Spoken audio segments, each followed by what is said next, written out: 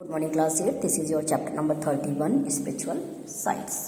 Buddhist text के according लगभग 500 BCE पहले प्रिंस सिद्धार्थ जो थे, जो एक एस्केटिक साधु सन्यासी के रूप में वंडर कर रहे थे, तो वो बौद्ध गया में एक ट्री के नीचे बैठ गए, और जो कि अभी बिहार में है। और मेडिटेशन के बाद 49 दिन के बाद प्रिंस को एनलाइटनमेंट हुआ, ज्ञान की प्राप्ति हुई, और जिस प्रश्न के आंसर के लिए वो घूम रहे थे वो उन्हें मिला।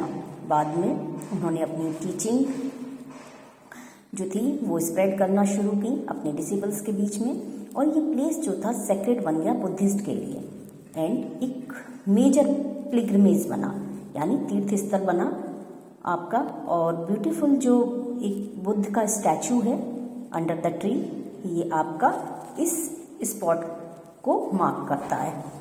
वाराणसी इंडिया की 7 पवित्र जो नगर हैं उनमें से एक है हिंदूज का।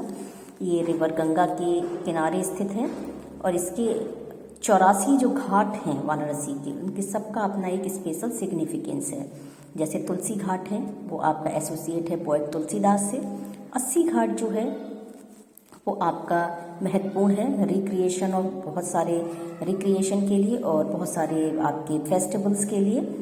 और वज्रराजा घाट जो है वो आपका होली प्लेस है जैन के लिए, क्योंकि ये बहुत ही क्लोज माना जाता है जो उनके 7th तीर्थकर थे उनके बर्थ प्लेस से। वेलिंग वॉल इसे पोटेल भी कहा जाता है, ये ओल्ड सिटी जेरूसलम इसराइल में है। ये लगभग 57 मीटर हाई है, और ये आपके कोरोडेड लाइमस्टोन से बना हुआ है, चूना पत्थर से, और लगभग ये 500 मीटर लेंथ का है। जैविड ज्यू बिलीव करते हैं कि इसके जो रिमेन्स हैं वेस्टर्न वॉल के, वो आपके सेकेंड जो टेम्पल है उसके रिमेन्स हैं।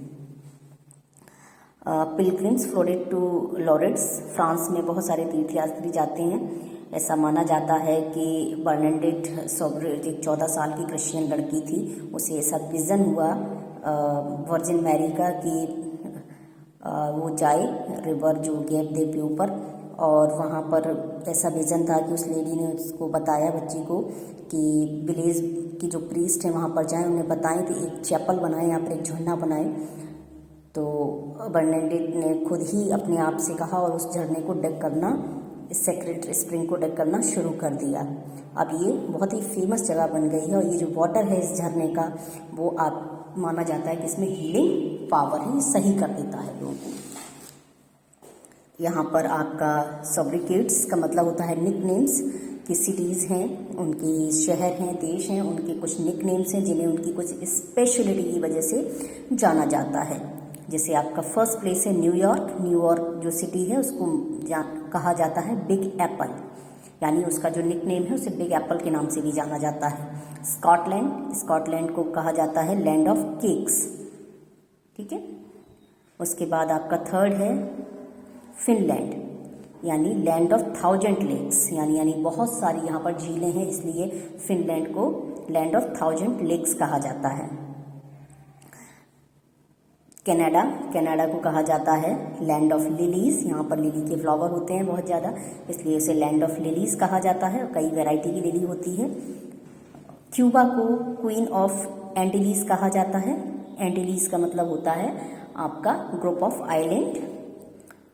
और थाईलैंड जो है, Thailand is known as the land of white elephant, सफ़ेद हाथी जो है वो थाईलैंड में पाया जाता है। हॉलैंड को बोला जाता है लैंड ऑफ ट्यूलिप, यहाँ पे बहुत बड़े बड़े हॉलैंड में ट्यूलिप गार्डन है, इसलिए इसे लैंड ऑफ ट्यूलिप कहा जाता है।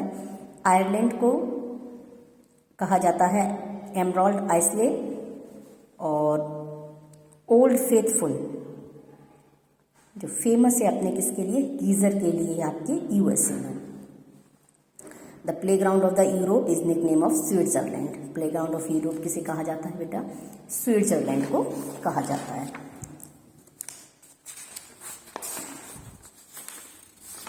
ये आपके चैप्टर नंबर 31 और 32 यहाँ पर फिनिश हुए हैं।